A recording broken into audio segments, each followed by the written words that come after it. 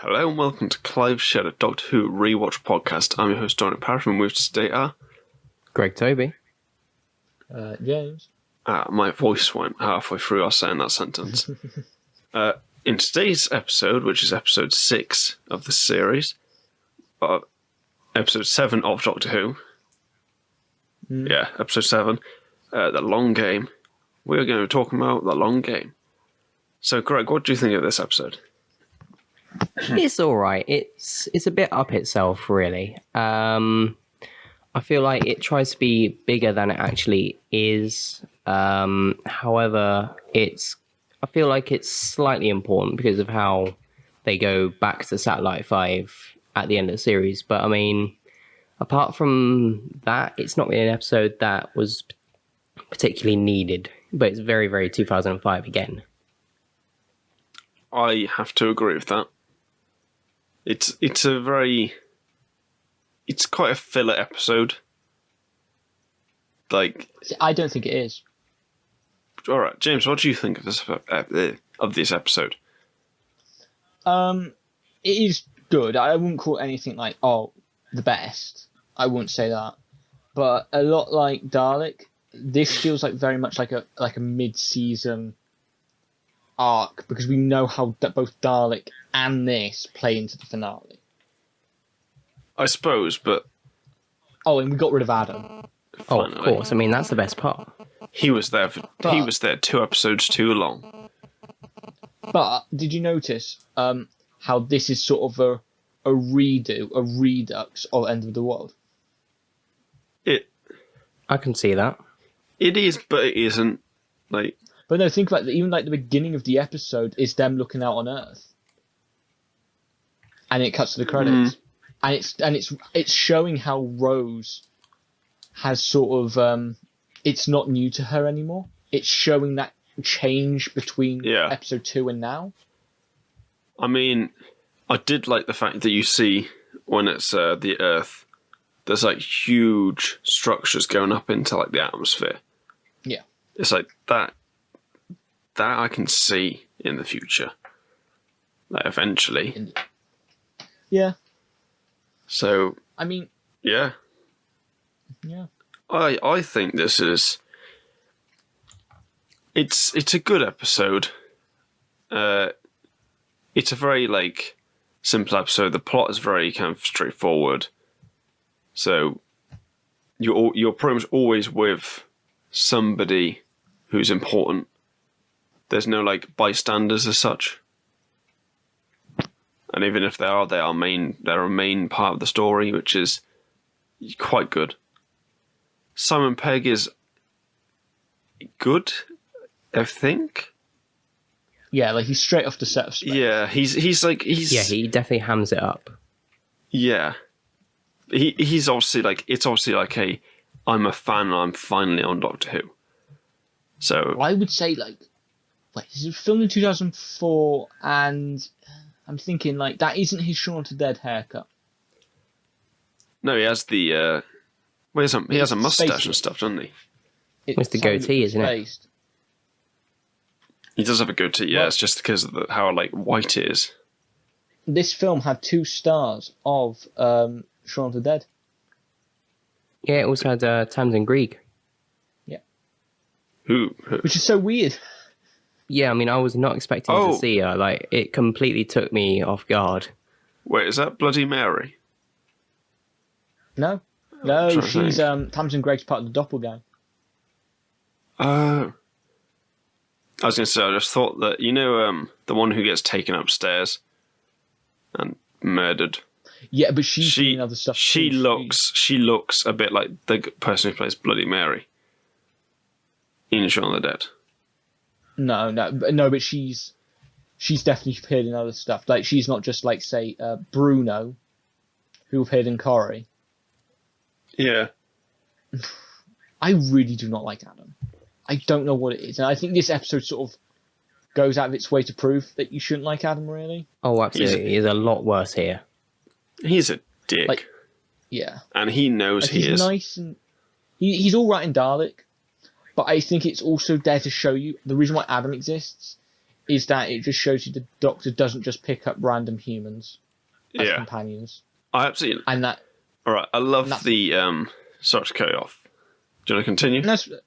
Okay, I think that's the reason why we have Adam. It's to show that you can appear good at first, but you can be easily kicked down. The Doctor will.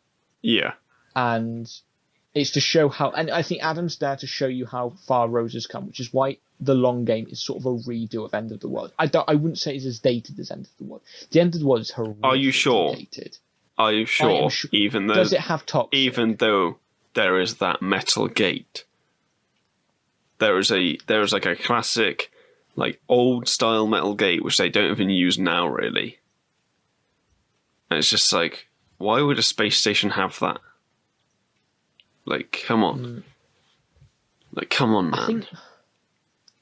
I think that's like the reason for it. Felt very and this probably wasn't the inspiration for it, but it felt like a lower budget version of Firefly. I can see that, with its almost like gritty, kind of steampunky style. Yeah, and just having humans. Yeah. Bunch of racists. Xenophobes, sorry, not racists. Although they probably are racist too. There's actually much to talk about this episode, really. There isn't. It's only got like... That's why I run of the mill Who, again. Yeah, that's what I mean by it's very straightforward, linear. It's... Simon Pegg does bugger all. No, he doesn't. The underlying thing about this episode is fake news. And how people in power manipulate headlines or information and in this way of persuading you to like think a certain way unknowingly.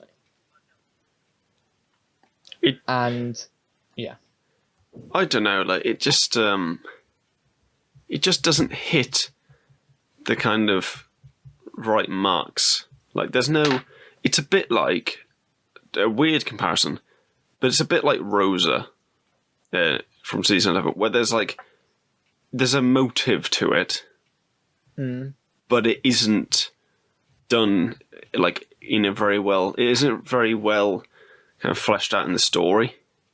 Like what in this? Yeah, so like and Rosa, like, the villain is very minor. They're like forgettable. Like the Jagrafess. The good thing about like Rosa is they just for the most part sat and watched, and that was the point of it. I know, but I don't. But with this, it's like it's a bit of a mixed message because it's set in the future. I think if they had made it, like in the, like last season or something, it would have had a lot more to it because of the fact that we now know a lot more about fake news. Whereas back then, fake news was a fairly new concept. It had only just been like people had only just become aware of it. The term for fake news was termed like in the last like 4 years. Yeah. Fake news has existed for a lot longer. Well, it's tabloid stuff, isn't it? It's like Steve went on holiday, so let's report on that and make up stuff because who knows what he did on his holiday. It's like imagine saying that you need to be doing your job, but then you go off on holiday camping in Edinburgh when you should be doing your job. Yeah. Yeah, but what I'm trying to say is that back then it wasn't as prominent. Like people weren't as readily aware. No, fake news has come mainly with the internet because you can put anything up. Amplified. I think amplified's a better word. Oh, especially through Twitter. Yeah, but I mean into Facebook. Like the public eye more. Yeah. Like more noticed and more impactful. Because fake news back in I don't know, the 1990s or something, it wouldn't have been as effective. But no, and I agree. I think now, like with the internet, it's amplified to God knows, and how hive minds exist on the internet. Oh yeah, of course, yeah. And like, see, it's like fake news now can sway elections and political like. Oh yeah, like literally now countries' futures. Well, that thing that Simon Pegg says about if we put a single word in certain reports over and over and over, we can change the course of an election. It's like that's that's pretty accurate. If you just say the right things over and over and over and over again, some people will start to believe you. Yeah. Like, to go away from fake news for a second, right? We'll come back to it probably. But my favourite line, well, not really line, I can't remember what it goes, but it's, the whole obsession with Floor 500 and the walls are made of gold. And it's like, Yes. that is such, like, that, so much could have been done with that. Like, that kind of, like, belief that there's something great up there. And you're like, well, why? Why is it great? And how do you know it's great? Yeah, I feel like that's part of it that was probably like dropped partway through, unfortunately. No, because it's like even says like you could tell enough people to walk into a slaughterhouse, even though it's. You tell somebody to walk into a slaughterhouse if you say it's full of gold. Yeah. I guess And that so, yeah. honestly that feeds back into the fake news. I just wish that there'd been instead of the ex rebellion woman, I wish we'd had one of the believers go up there to see their reaction to it, because it's a bit like she was planted. She was there for a reason. Yeah, she knew Yeah. she was gonna like face some crap. But if you sent in like just one of the people who actually believe, like a bit like the Cybermen thing, where it's like, oh yeah, you'll be upgraded, and they're like, oh right, okay then, and then they're like, oh well, I just cocked up, aren't I? Yeah, and so suddenly my brain's at my head.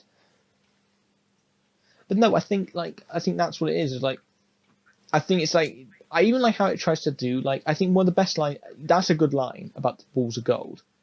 I think the best sort of moment is between the editor and the Doctor, where he says, the editor tries to go hypothetical to make himself feel right, saying, oh, is a slave who doesn't know they're slave, is the idea actually a slave? And the Doctor goes, yes. Like, it's not, don't even try, like, being rational. Oh, both sides. No, sometimes No, exactly, there's no question about it. Some things are just wrong. There's no point in debate. There's no reason for a debate. It is just wrong. That is the one moment where the actors really do work well, just bounce off each other. But to focus on acting for a second, Chris Eccleston, when he just kind of like at the end, and he just kind of like storms towards Adam. It's like in that moment, because of the way he's carrying himself, if he went and just smacked him one, you wouldn't really not expect it. Yeah, the camera movement sets it up as well. Yeah, it looks like it was going to. It's the only time I actually think in this series that the camera movement has changed. Like, I actually become more handheld. It becomes tense because you're like, oh, this guy. He's gonna throttle him. I mean, I can't say I was gonna be sad if he had. Yeah, I wouldn't have blamed him. No, I mean, I do find I find it a bit troublesome at the end when when Adam's mum is just like, time goes like that, and it's like that doesn't happen. Like, it's a bit. No, yeah, he's just trying to make a reason to snap your fingers. The shock end. I know, it's just. But the Doctor's a bit of a dick in that, though, isn't he? Like, he talks about how it's like going to affect stuff, but he doesn't turn it off. Which no, he blows it up. What? He blows up the phone. He could have fixed Adam's head. No, I know. That's what I mean. The head. It's like you're talking about have like big effects on the past, and this guy whose head will open at any but he has to suffer snap the of the fingers, because that's now a permanent thing and part of his life.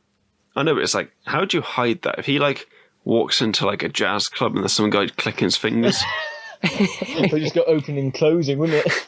He just sat there with he'd have to wear like he'd have to just start or something. Yeah, a bandana just starts kind of like wriggling out soft, and he just have to. I mean, maybe he's a fan of jazz music, and that's just ruined his entire life.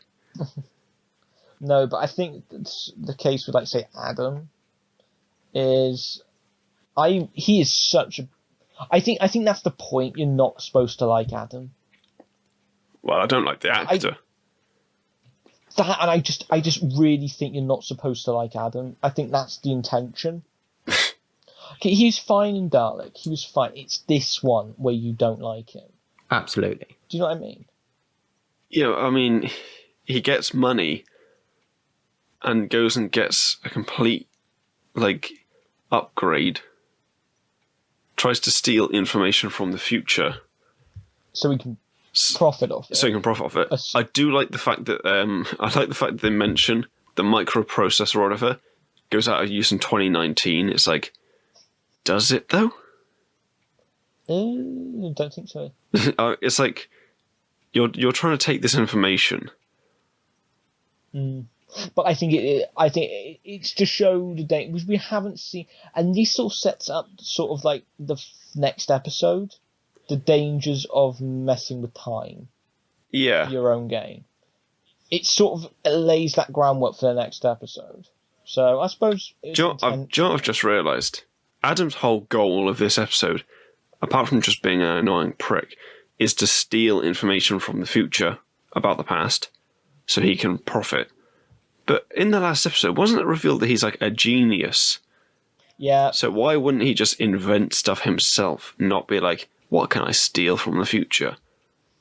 Like, if he'd taken just like some notes on it and gone, someone does that, maybe I can. But no, he goes, someone did that, so I'm just going to take what they did. Yeah, like, the thing is, like, it's just, it all plays back into the Doctor kicking him out and saying I don't just pick up anybody, it has to be... I do find it funny that he goes, like, after the Doctor goes, like, you're staying here, he's like, Rose. And it's just like, what is Rose going to do? No, Rose sort of, like, doesn't want to hang around with him anymore. Yeah. I mean, I think she realised the second that he kind of got off the TARDIS, and she was like, this guy's a bit of a creep, isn't he? I mean... Do you get any sort of vibes, because this is an RTD episode, do you get any sort of early vibes of the Master off the editor? He's very... Master-like. Yeah. He's got that unhinged feeling about him. I do like the last scene with him. You know, well, where he gets... No, just before that, when he's just like, I resign. And he goes to run away. It's like, that's a very Master thing to do, isn't it? Yeah, like, if you just say that the Master was the editor was a version of the Master. I mean, it'd be great, because you'd have Simon Pegg as the Master, and he would do it, I think. If Chris Chibnall was to say, do you know what? To explain Sacha Dhawan, we're going to explain how the editor. If the Doctor has multiple incarnations that we didn't see, so did the Master, and I think the editor is an easy one to do, and it wouldn't not make sense. And the whole thing of holding back humanity. Yeah, but I suppose he would have known it was the Doctor. Exactly. So, I mean, it could have been that, or it could have been an earlier version of the Master before he met the Doctor. Yeah. Not met the Doctor, but met that Doctor. Yes. Yeah, because I think the point of the Master and Doctor is they've known each other since childhood. Yeah. Yeah, but I meant that incarnation. Because we don't really know when they met. If we know they probably did meet, they've probably done an audio thing about it, or like a comic, but on screen we haven't seen that. So you could say the Master never met this Doctor, ever. That this entire Doctor just came and went, and the Master was never there. Chibnall will do it. Chibnall's going to explain that. I'll predict that now. Chibnall will explain that.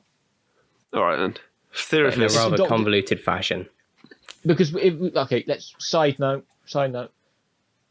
There's a lot more of the timeless child we do not know. I think it has to be a Master. I also think we need to go to that portal. That portal, we need to know what's on the other side of that thing.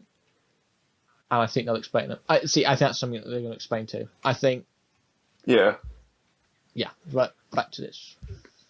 Alright, here's my theory for the 60th. To go back to it. Basically, in the 60th, so we're going to get Christopher Eccleston back, right? And Chris Chibnall does a huge convoluted explanation, and then he goes like, oh, there's another master here. As well as John Sim, Missy, and Sacha Dhawan, we get Simon Pegg as the editor. I have more faith in Chibnall not bringing back, because I feel like Missy's the one you don't touch, personally. Yeah, John Sim, I feel like her arc is you over. could do. John Sim, I feel like... Even John Sim, I could see... I think Sim and Missy are done. Like, I feel that you could bring back the editor. I think you could do the editor well. I think you could do the editor. I also think... what's his face? What's he called? Sacha Dhawan. You know which one I'm thinking? No. Oh, Diana. Jacoby. Yeah, Nope. Wait, the one from the Eighth Doctor. Eighth Doctor. I don't know what his name is. I'm not seeing that, but Maroney. I mean, you could. Yeah, I think he's more likely. Eric Roberts. I think would be more up to doing it. I think I want a camp one from him. If that's the case, but I don't think you bring back Missy. I feel like Missy's so tight, Moffat. Like, I wouldn't want Chibnall to like even touch River Song. Yeah. Well, right. Back to this episode. Yeah. Greg, who's your favourite character in this episode? Well, apart from the Doctor, of course. What was the woman called? The one who was in the chair. Catamaran. Yeah, Cameron. So I thought she was... I don't know what her name was. Yeah, she's just a really like effective side character. Like, she doesn't stand by and watch as most side characters do. Yeah. Like, she actually kicks the plot into action when it needs to be. Like, she's very, very active rather than passive. Like, she does a lot for the story. I'm really glad she doesn't die, because it's such that would have been cliche. Yeah, but that's the thing. It's so cliche that oh my god, I thought it was like a paradise, but it's not. But I've got to save the day, and it's like it's a cliche in Doctor Who. Where it's like, I can't save you. It's like, why not? Like, come on. Yeah, the biggest like the cliche tree in woman. Doctor Who was the biggest cliche in Doctor Who is base under siege. Yeah, definitely. Like, they're stuck in the room. The monster's on the other side of the door. No, Dalek was one of them. Yeah. But that's a siege woman like that. Dalek is just a massacre episode. Yeah. Like, everyone dies. Sadly, though, Adam didn't die. Can we get Adam back for the 60th just to get shot by a Dalek in the first, minute? Please. I don't think anybody would hire him. Yeah, but can you just imagine that? It's like, oh my god, it's Adam, and he gets, exterminated instantly. It's like, oh no. Who cares? But, what do you think of Adam? Bad. Why is he bad? I don't know. I don't know what it is about this character, because he's in Dalek. He's just there. I don't know. He's just there. He's a dick. He's definitely He's pretentious. Like, he's really badly written. From a character point of view, he's terrible. Like, he hasn't got any redeeming features. He hasn't got any actual kind of goodness to him. No, I mean, I think this one goes out of its way to prove it, though, doesn't it? Yeah, but let me put this right. Had he saved the day in Dalek, he was the one who saved them, and then that's why the Doctor takes him. Then when he's a dick in this episode, you'd be like, oh, the Doctor made a bad decision. But it's I think here, the Doctor let him tag along to really, I don't know, see if he could trust him. And so that's why he gave him the unlimited credits, to sort of teach him a lesson, as it were, Yeah. Yeah. Yeah, it was a lesson. It was definitely test. It was a test. I mean, it's weird, isn't it, though? Well, everything he does in this episode is for his own gain. It is. Yes, absolutely. Look, even then when he gets the TARDIS key off Rose, He laughs. Like that's all his He's been manipulating her to give him the TARDIS key. That, right? Why does he... One, right? He keeps the phone off of Rose. Like, come on. Why doesn't Rose ask for it back? Like, it's her phone. It's not like, oh, here's a phone. Like, just have it. Because he needed to make a mess up. I know, but he made a phone call and then he was like, oh, it's voicemail. Like, why wouldn't she just like, oh, okay, I'll take my phone back now, thanks. I mean, perhaps she could have been in on this sort of plan with the Doctor. Yeah. Yeah. Yeah, I actually could see that. I think... Adam serves a point to prove how he's not like Rose and how he's not anybody can just be a companion with the Doctor. That's the purpose of Adam. Yeah, and I understand why they did this early on, because Doctor Who... Get out the way. You know, if they were planning on doing, like, 5 more seasons or whatever, they had to say, not everyone can be a companion. Which makes and it heightens Rose's importance. Yeah. I don't understand how they thought this was a good idea to do it like a one and done thing. Like with a character. Yeah, I feel like how they done it like more than one episode, then we could, and like, you know, we see the kind of difficulty in it. And some people might have started to like Adam in the other episode, and then he goes into this episode and he's a dick. Like, but I think Adam would have compromised the stories that would come later. Like, do you think Adam would have been any importance in Father's Day? Oh my God, no. Imagine that. Hi, I'm Adam. Yeah. I'm here because why not? Like, the Adam in the Empty Child 2-parter? No. I would hope that he would just get killed instantly. But remember, the best character, you know, we're getting him soon, all right? We're getting him soon. What, Captain Jack? We are. Yeah. I hope so. I mean, Well, yeah. my God, I know, but like, I hope it's soon. It's just that, like, that's the difference, isn't it? Like, no other character this season, or in any season, has really had the hate that Adam created in about 5 minutes. Yeah, like, Adam is like, there is no character in Doctor Who that is, I would say, as detestable as Adam. Everyone at least has Clara in Series 8. That's just my take. I know, but Clara still like had a fan base. Yeah, and even then, I think Clara does the most. Did a thing that could be detestable. She died. Was the whole holding the Doctor, blackmail and holding the Doctor at gunpoint. That's what you do. But I also think that was to show how strong their relationship was. Wait, actually, Adam. How does Adam know that? Oh no, you're sudden Dalek, and that. I was going to say, how does he know that the Doctor is a Time Lord? But then I remember the Dalek says about him being a Time Lord, and obviously Van Staten then says about it. So yeah, so it's well. Actually, that's what Van Staten. Van Statten's meant to be like a bad guy in the last episode, but he's more likable than Adam. Yeah, because he is through and through a crappy person, whereas Adam's a nice guy. He is a nice guy. That is the character. I think that's actually. I think that's why he's so detestable. Is because he is a nice guy. He only does things for his own gain and nothing. That's the thing. Yeah, he's just incredibly selfish. Like, at least with Clara, we know that she had lost. Danny. What's his name? Danny. Oh, we Danny boy. So we already invested in Danny and Clara's relationship, whether you liked it or not, but you invested in it in some form fashion. So when he's gone, you feel that devastation. So even then, she's doing a thing I don't agree with, something that could be detestable. It's justified. Yeah.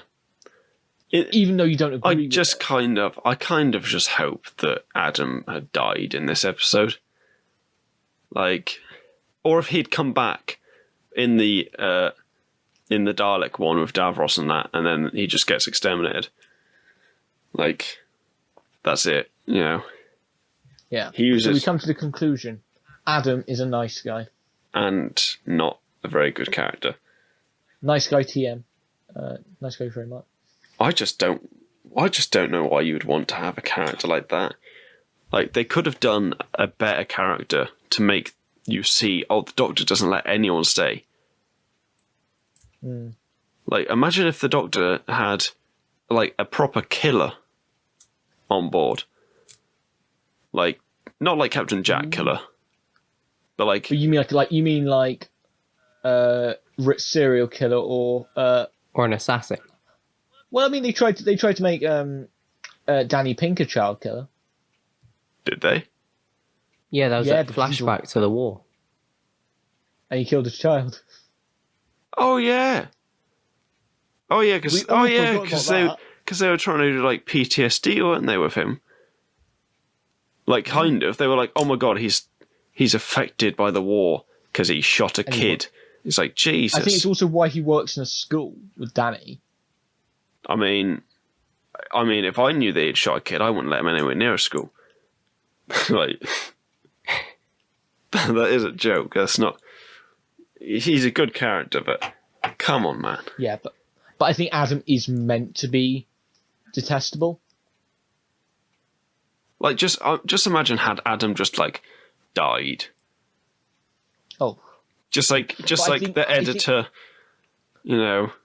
Yeah, I think the reason why his ending is the way it is because he didn't die. That's your fate.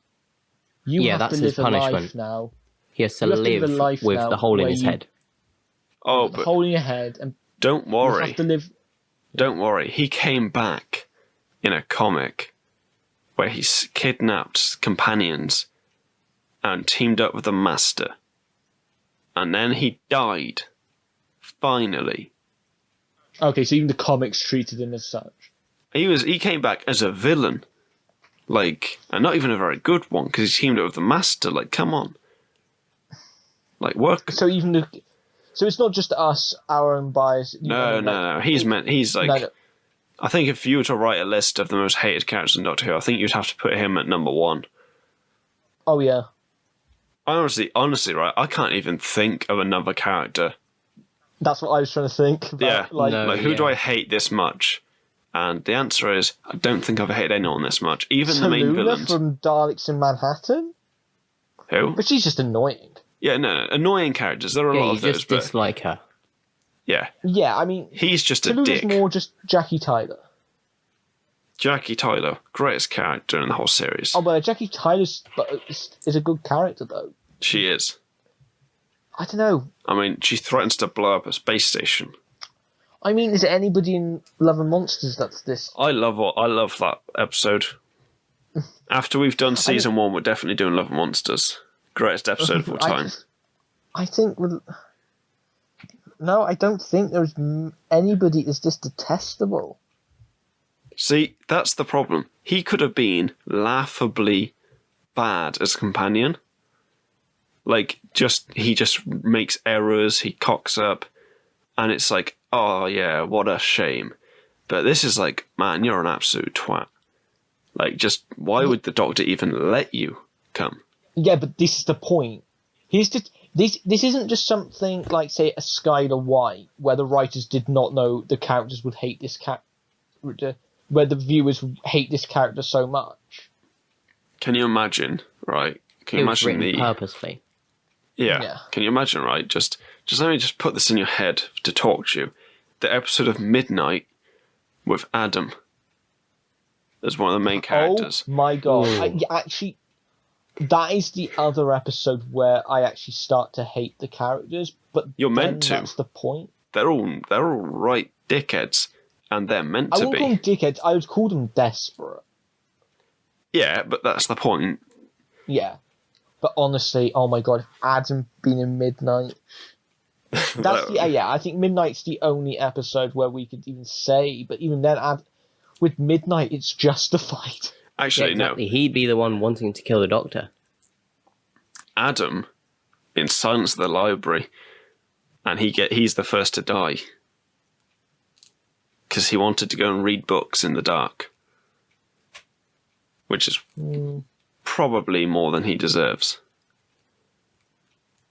I think anybody else who's this detestable.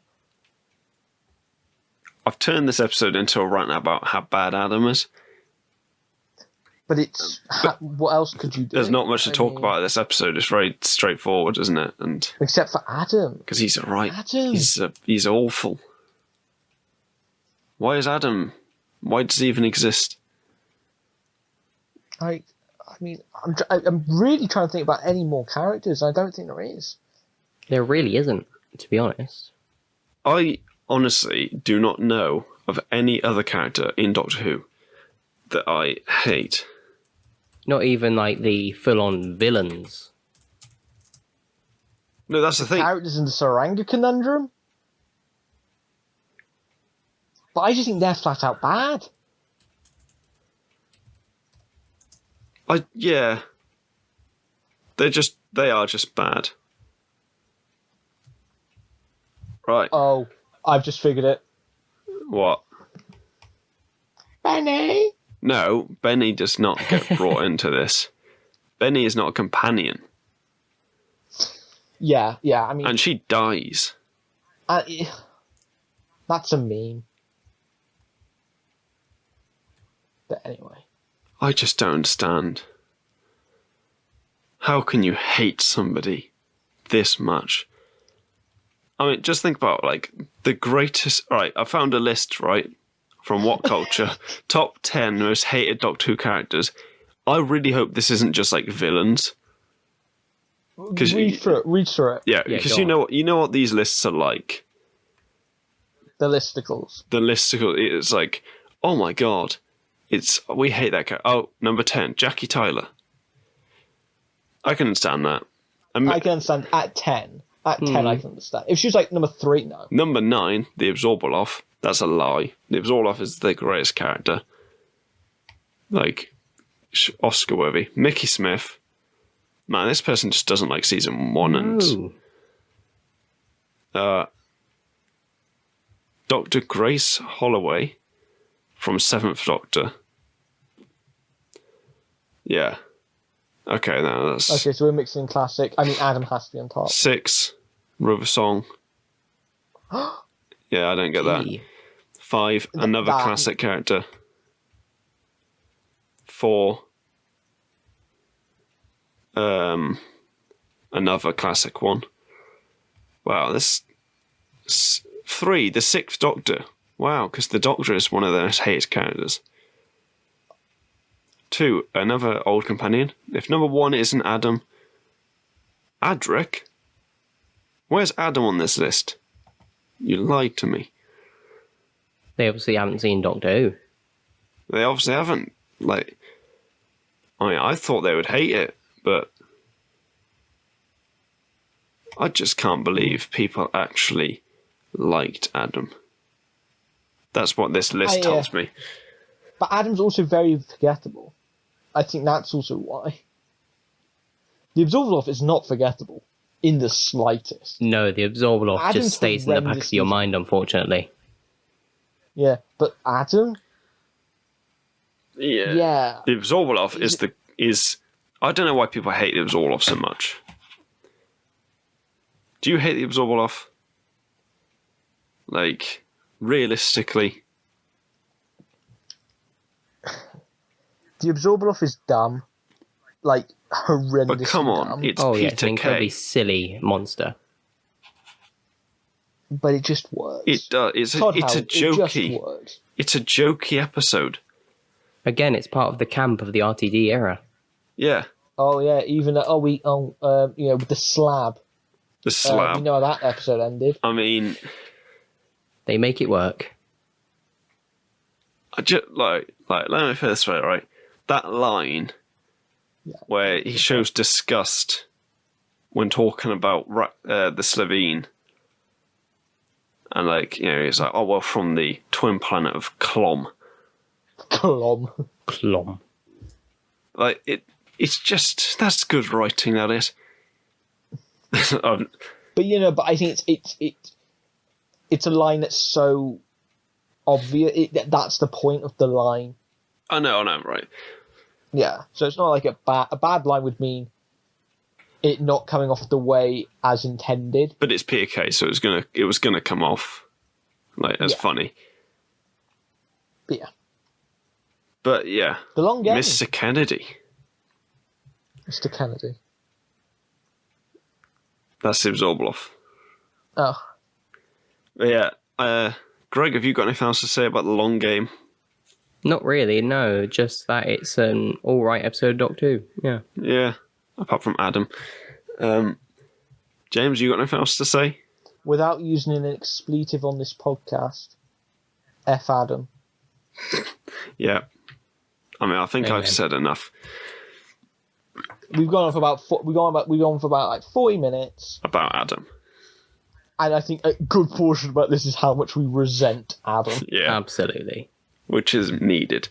But that'll do it for this episode. Hope you enjoyed it. Go watch the other ones. Go watch the Today in Film stuff if you want. And see you next week for Father's